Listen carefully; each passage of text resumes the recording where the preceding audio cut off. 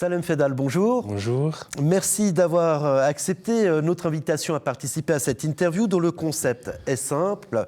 Vous avez 5 minutes pour répondre successivement à 3 questions parmi la vingtaine qui sont déposées dans ce vase. Et je vous propose de commencer tout de suite en tirant une question que vous allez me donner. Oui. Voilà. Merci beaucoup. Et il s'agit de la question numéro 5. Personnel communal, statut ou règlement ?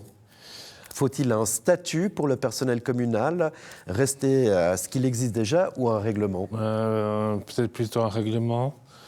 Peut-être que ce règlement permettra de suivre, de définir bien le règlement pour ne pas arriver à ce qu'on a connu ces derniers mois, ces 2 dernières années. Et j'espère que le personnel et les autorités communales le suivront à la lettre. Alors, il y a 2 craintes pour le personnel communal. La première, c'est de ne plus avoir un emploi garanti à vie. Qu'est-ce que vous en pensez ? Ma foi, ça paraît à tout le monde de avoir du travail au jour au lendemain. Je suis moi-même au chômage. Après, chacun a sa vision des choses après. Donc, c'est chacun sa propre vision. Un règlement, c'est aussi plus de vacances, un congé paternité, les avancées sociales de ce règlement. Qu'est-ce que vous en pensez ? Pour moi, pour qu'une personne reste à son emploi, il faut bien sûr donner le plus d'avantages possible sans dépasser un certain budget en fonction de la personne qu'elle a au sein de la municipalité, au sein de la ville de Nyon.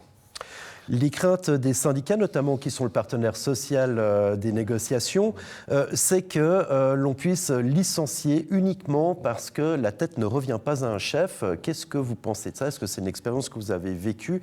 Et est-ce qu'il faudrait là modifier ce point du règlement ? Pas nécessairement. Il faut peut-être que la personne en discute avec la personne responsable des RH, puis voir comment on peut faire, comment on peut négocier ce différend. Salem Fedal, merci beaucoup. Je vous propose de passer à la seconde question. Oui. Merci beaucoup. Il s'agit de la question numéro 20. Si vous aviez été syndic, comment auriez-vous géré cette crise ?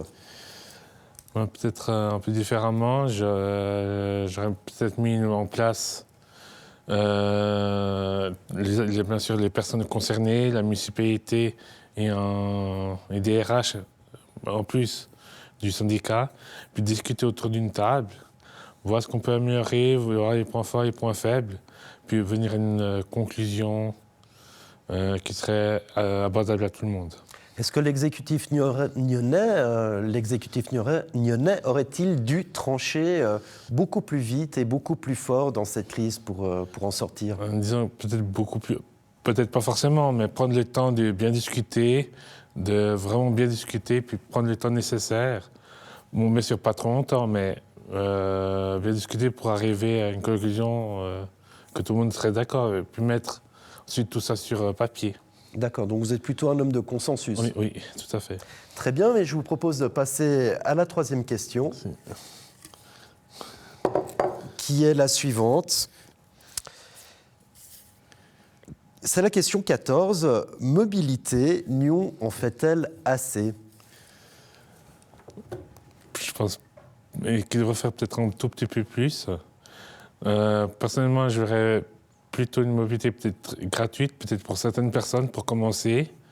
Puis après, voir si ça marche, voir peut-être avancer un peu plus.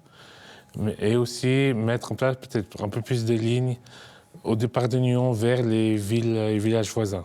D'accord, donc ça c'est pour la mobilité, vous êtes pour la gratuité des transports publics ? Oui, mais peut-être plus ciblé pour des personnes à faible revenu, qui vont peut-être travailler, mais qui n'ont peut-être pas forcément de gros moyens. Donc ce serait bien pour eux, puis aussi pour les personnes qui sont au chômage, qui préfèrent davantage prendre le bus que la voiture. Donc des tarifs différenciés en fonction des revenus. Est-ce qu'il faut privilégier un mode de déplacement plutôt qu'un autre ? Pas spécialement. Après, ça dépend ce qu'on fait dans la vie et voir quel est le meilleur choix à faire. Selon vous, Salem Fedal, est-ce qu'il faudrait bannir la voiture du centre-ville ? Oui et non. Parce que si c'est utilisé pour des raisons professionnelles, on peut accepter. Après, pour le privé, je pense qu'on peut la bannir, mais pas forcément tous les jours. Alors comment on garantit l'accessibilité au commerce si on bannit la voiture au centre-ville ? En fait, c'est pas bannir forcément tous les jours, mais peut-être commencer peut-être par un jour par semaine, puis peut-être 2, puis 3 au grand maximum, pour garantir justement le commerce en centre-ville. En un mot, il faut éduquer les gens à la façon de se déplacer, à sa mobilité, en un mot, oui ou non ? Non, pas vraiment, mais peut-être les aider à mieux se déplacer.